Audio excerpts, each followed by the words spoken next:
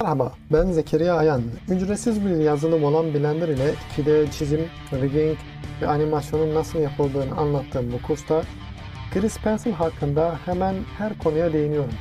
Karakter çizimi, çeşitli objelerin çizimi, rigging yani iskelet sistemi, perspektif animasyonlar, renklendirme ve daha fazlasını bu kursta bulabileceksiniz.